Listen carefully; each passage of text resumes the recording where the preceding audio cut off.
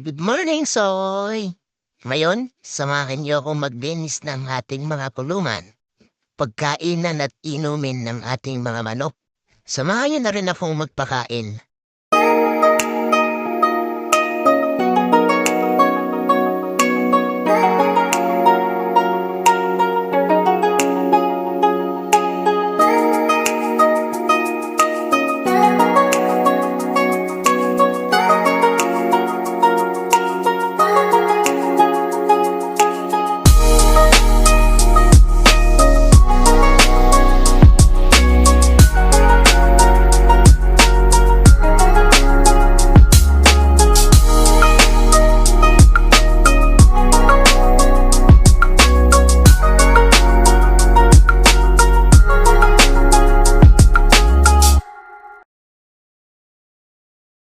Soy, salamat king paman.